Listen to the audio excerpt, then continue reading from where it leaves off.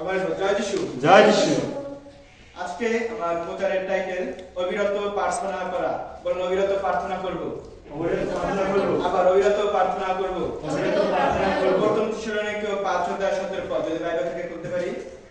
প্রথম থিসসলুনিকীয় 4:5-17 পদ।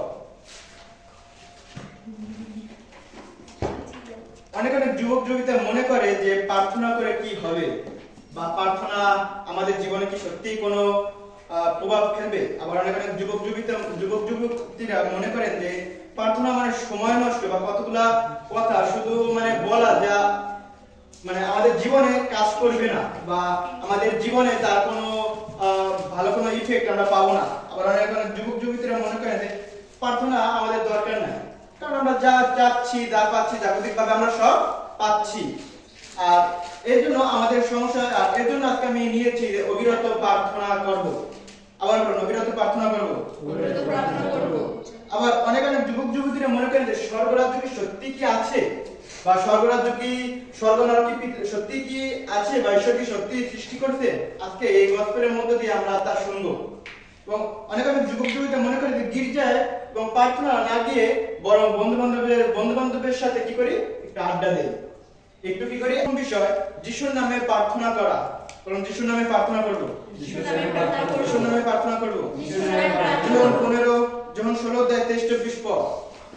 আর সেই দিন তোমরা আমাকে কোনো কথা জিজ্ঞেস করবে না, সত্য সত্য আমি তোমাদের বলছি, পিতার নিকটে যদি তোমরা কিছু যাচনা করো তিনি আমার নামে তোমাদের তাহা দিবেন। এ পর্যন্ত তোমরা আমার নামে কিছু যাচনা করো নাই, যাচনা করো তাহাতে পাইবে, যেন তোমাদের আনন্দে পরিপূর্ণ হও। আর তোমরা সেই দিন আমার কাছে কিছু আর সেই দিন তোমরা আমাকে কোনো কথা জিজ্ঞেস করবে না। ওকে, যখন আমরা বাবা মার কাছে কিছু চাই তার আগে কি করি, মার কাছে যাই, মা এটা চাইলে কি আমাকে দেবে, বা আমি কি চাবো। আর তখন যদি মা বাবা তুই চেয়ে দেখতে পারিস দেয় কি না। আর আমরা ওই যে মার কাছ থেকে সাহস পাইলাম না, তখন কি করি, বাবা আমার এটা লাগবে, আমার এত টাকা লাগবে। আর এখানে বলছে যে তোমরা সেদিন আমার কাছে কিছু বলবে না, বা তোমরা আমার কাছে কোনো কথা জিজ্ঞেস করবে না, সরাসরি কি করবে, আমার নামে পিতার কাছে চাইবে। বলুন চাইবো। আমেন। আমি তোমাদের বলছি আমার নামে তোমরা তোমাদের তাহা দিবে, মানে ঈশ্বর তাহা আপনাদের দিবে, যদি যীশু খ্রিস্টের নামে আমরা তার কাছে চাই। বা আমরা যদি কোনো অফিস, বা আমরা দেখতে পাই যদি কোনো অফিসে আমরা যাচ্ছি, বা কোনো অফিসে আমরা কাজ করছি, তখন কয়েকটা স্টেপ আছে যে এর কাছে যেতে হবে, তারপরে এর কাছে যেতে হবে, তারপরে হেড যে তার কাছে গিয়ে চাইতে হবে যে আমার এখানে এতটুকু ডোনেশন দরকার, আমার এখানে এতটুকু জিনিস দরকার, আমার এখানে এটা দরকার, ওটা দরকার, এটা ওটা, আমরা এগুলো চাই। প্রথমে কি করি, চাবো, দেবে। প্রথমে যেতে তার কাছে আগে চাই, তাইলে কি দেবে আমাকে।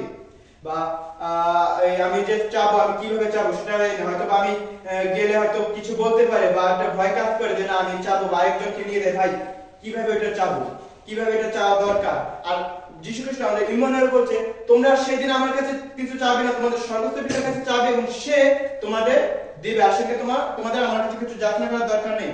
এ পর্যন্ত তোমরা আমার নামে কিছু যাচনা করো নাই, যাচনা করো তাহাতে পাইবে, যেন তোমাদের মন আনন্দে পরিপূর্ণ হয়।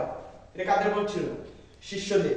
কারণ তখনও তারা যিশুর নামে প্রার্থনা করতো না, এবং তার প্রার্থনা আমার সম্ভবত তার প্রার্থনা হয়তো জানতো না, কারণ ঈশ্বরের যিশুর কাছে তারা বলতে গুরু আমরা কিভাবে প্রার্থনা করব।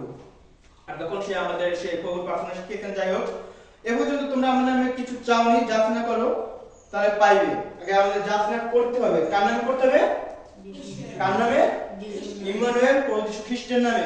তোমরা আমার নামে যাচনা করো তাহাতে পাইবে। আমেন। ওকে, আবার আপনি প্রার্থনা করছেন কিন্তু পাচ্ছেন না, প্রার্থনা করছেন পাচ্ছেন না। আসুন দেখি প্রার্থনা করছি কিন্তু পাচ্ছি না কেন।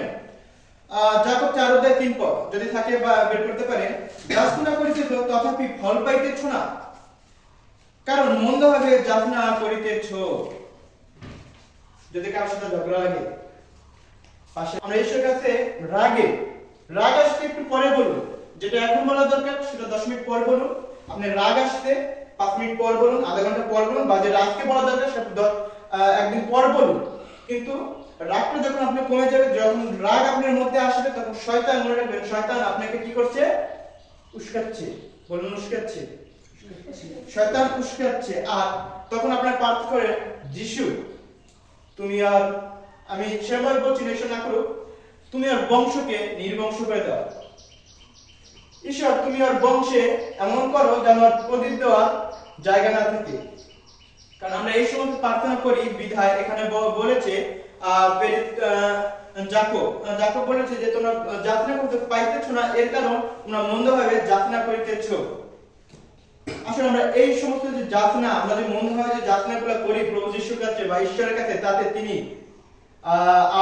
মানে খুশি হন না। আমরা যাতনা করতে পারি যে যিশু বলেছেন যে তোমার শত্রু যদি তোমাকে কিছু করে বা তোমার শত্রুর দ্বারা তুমি তাকে কি করো? ভালোবেসো। তোমার শত্রুকে তুমি তোমার নিজের মতন ভালোবেসো। আর যদি আমরা সেটা করতে পারি, কারণ শাস্তি দেওয়ার ক্ষমতা একমাত্র প্রভু যিশু খ্রিস্টের রয়েছে।